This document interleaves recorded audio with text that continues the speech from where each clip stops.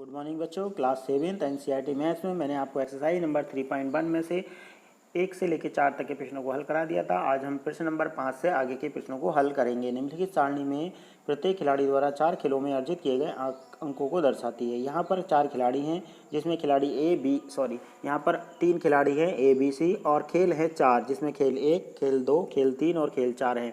इसके द्वारा अर्जित किए गए अंकों को प्रदर्शित किया है। यानी खिलाड़ी ए ने खिलाड़ी 1 में 14 अंक, खिलाड़ी ए ने खेल 2 में 16 अंक, खेल 3 में 10 अंक और खेल 4 में 10 अंक प्राप्त किए। इसी तरीके से खिलाड़ी बी की बात करें तो उसने खेल 1 में 0, खेल 2 में 8, खेल 3 में 6 और खेल 4 में 4 अंक प्राप्त किए हैं। इसी तरीके से सी ने खेल 1 में 8, खेल 2 में 11, खेल 3 में कोई अंक नहीं प्राप्त किया क्योंकि ये खेला नहीं है, और खेल 4 में 13। अब इसमें प्रश्न दिए गए हैं कि आप निम्नलिखित में से प्रश्नों के उत्तर दीजिए। प्रत्येक खेल में ए द्वारा अर्जित औसत अंक ज्ञात कीजिए। अब ए के औसत अंक अगर हम निकालें तो उसने कुल कितने खेल खेले हैं? 4 खेल खेले हैं। तो चारों खेलों के अंकों को हम जोड़ देंगे, यानी 14 + 16 + 10 + 10। ठीक है, तो अंकों का औसत निकालना यानी माध्य निकालने का मतलब यही है कि हम इन सब का योगफल कर देंगे। तो ए ने जितने भी गेम खेले हैं उन सब का हमने योगफल किया गया है। 14 + 16, 16 + 10 + 10, तो ये आ गया 50। और कुल आंकड़े कितने हैं हमारे पास? 4। तो 50 को 4 से भाग कर देंगे, जिससे आ जाएगा 12.5। इसी तरीके से प्रश्न नंबर 2 पार्ट में प्रत्येक खेल में सी द्वारा अर्जित माध्यांक ज्ञात करने के लिए आप कुल अंकों को 3 से भाग देंगे या 4 से। तो हम इसमें 4 से भाग देंगे, इसमें हम 3 से भाग देंगे क्योंकि वो खेला ही नहीं है। अगर वो खेला होता और अंक उसने 0 प्राप्त किए होते तो हम इसमें इसको गिनती करते। तो प्रश्न नंबर 2 में अगर सी द्वारा अर्जित माध्य ज्ञात करना हो तो हम इसे 3 से भाग देंगे क्योंकि सी ने केवल 3 खेल ही खेले हैं। बी की बात करें तो चारों खेलों का माध्य निकालने के लिए इसमें भी 4 अंकों का योगफल कर लेंगे, जिसमें इसने एक में बी की बात करें तो 4 खेलों में भाग लिया, जिसमें पहले खेल में उसने 0 लिया, लेकिन हम इसको भी योगफल लेकर चलेंगे और इसकी गिनती भी करेंगे क्योंकि उसने खेला है और लेकिन उसने अंक 0 प्राप्त किए हैं। तो इस तरीके से योगफल बटे माध्य की संख्या लिखने, आंकड़ों की संख्या लिखकर हम इसका माध्य ज्ञात कर सकते हैं। प्रश्न नंबर 6, विज्ञान की परीक्षा में विद्यार्थियों के एक समूह द्वारा 100 में से प्राप्त किए गए अंक हमें दे रखे हैं। हमें ज्ञात करना है कि विद्यार्थियों द्वारा प्राप्त सबसे अधिक और सबसे कम अंक कितने हैं। तो हमें वैसे ही दिखाई दे रहा है आंकड़े में सबसे कम संख्या कितनी है? 39, और सबसे अधिक संख्या कितनी है? 95। आप देख रहे हैं कि सबसे अधिक नंबर जो मिले हैं वो 95 मिले हैं और सबसे कम नंबर जो मिले हैं 39 मिले हैं। तो इस तरीके से हम इसमें सबसे कम और सबसे अधिक अंकों का पता कर सकते हैं। इसके बाद आता है प्राप्त अंकों का परिसर। तो परिसर के लिए सबसे अधिक में से सबसे कम अंक को घटा देंगे, ये आपका परिसर कहलाएगा। उसके बाद हमें माध्य प्राप्त करना है। माध्य में आपको बता चुका हूँ, जिसमें इन सभी अंकों का योगफल कर देना है और योगफल करके कुल विद्यार्थियों की संख्या जो आपकी 10 है उससे भाग कर देना है।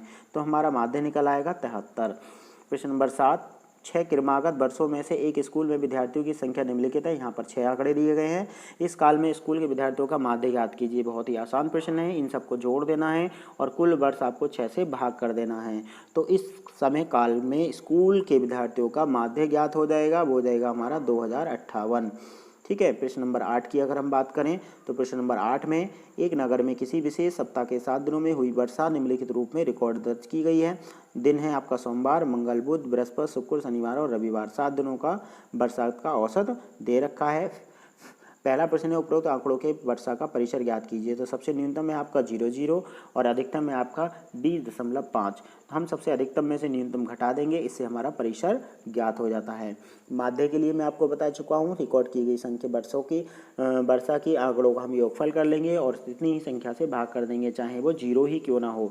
तो 0 की भी हम गिनती करेंगे। कुल दिन है हमारे 7 दिनों के हम सभी आंकड़ों को योगफल ज्ञात कर लेंगे और उसको फिर 7 से भाग कर देंगे। 7 से भाग करने पर हमें मिलेगा 5.9 मिलीमीटर।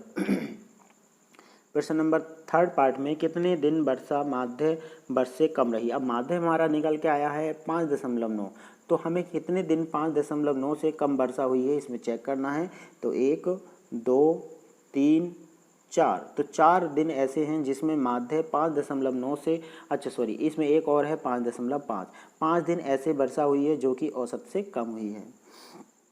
प्रश्न नंबर 9 की बात करते हैं। 10 लड़कियों की ऊंचाइयां सेंटीमीटर में दी गई हैं, इनके परिणाम प्राप्त किए हुए दिए हैं। अब हमें करना क्या है? सबसे पहले सबसे लंबी लड़की की लंबाई क्या है ये आपको बताना है। बहुत ही आसान है, जो आपकी 151 सेंटीमीटर है।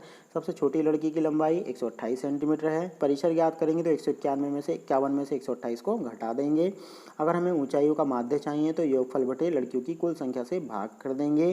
कितनी लड़कियों की लंबाई है माध्य लंबाई से अधिक है। हमने देखा कि माध्य यहाँ पर आया हुआ है 141.4।